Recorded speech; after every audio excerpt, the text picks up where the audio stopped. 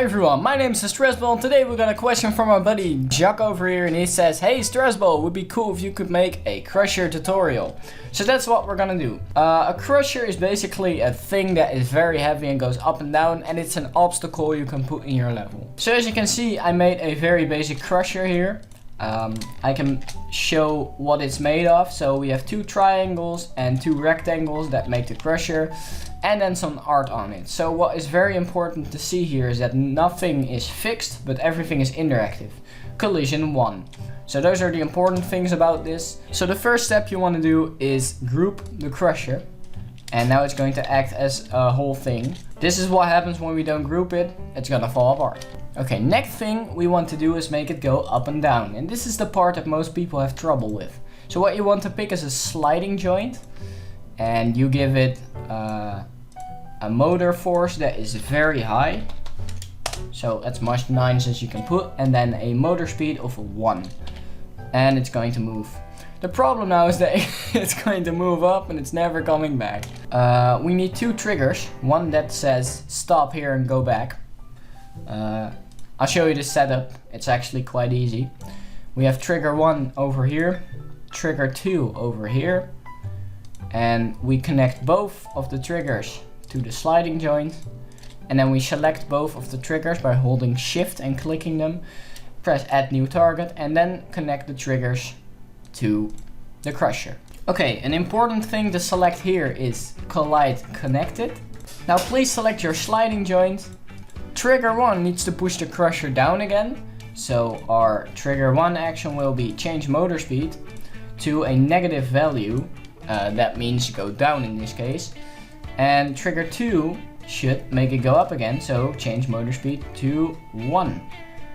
We don't want any delay. So the time in seconds it takes for the motor to reach the new speed should be just 0. Now let's see if it works. I think I forgot something. What I forgot here, please select both triggers again, is to set triggered by only targets attached to this trigger. Now it's working, as you can see, but we forgot another thing. Oh, it's now going through the floor because it's collide connected, so it's a good idea to place a trigger a little bit above the floor. I think that should be working. Yes, it works. Okay, as you can see, it's going up now. So what's going on here? Let's show it with the debug draw. First trigger selected goes away, second trigger selected goes away. So we don't want it to go away. How can we solve that? Really simple, by going to both of the triggers and slide this repeat type to 2. And now it's going to move between the triggers. There we go. That's working. Okay, now we want the character to be able to fit through. So we're gonna move trigger 1 up a bit. And now he can fit through. And if he is not in time, he's gonna get his head crushed. If we would make this heavier, density 10, like so, the crushing effect will be a bit more intense. I think. That should work. Maybe it's because the wheelchair guy is moving away pretty easy now. Yeah, there we go. It's a bit more intense. Next thing, which is pretty cool to do, is add some sound effects. So let's go with play sound effect and select a typical crush sound. How about an impact? This is a nice one, metal impact 6. Select it and place it down, and now go to trigger 2, add new target, and then select the metal impact. Of course, the metal impact should only be triggered by other triggers, so set it to trigger by 5 and repeat type 2. Now watch this.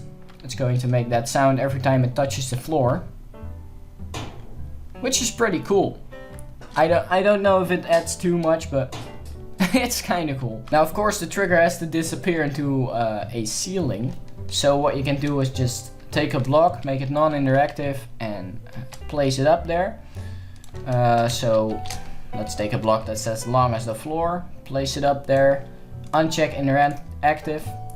It would be nice to have a color that is a bit the same as the crusher, so this one, group items and foreground.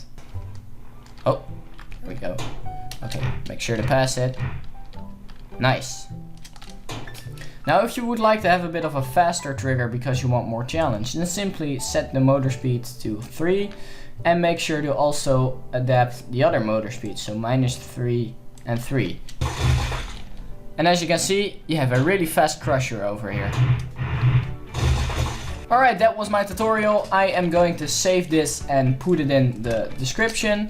If you want to use this level, just go to load level and press Ctrl V, and then you'll have the level data. You can copy the level data from the description. I hope this was helpful. Please leave a like and subscribe to my channel if you like this content. If you have a question for me to do a tutorial about, then please leave a comment, and I'll see you next time.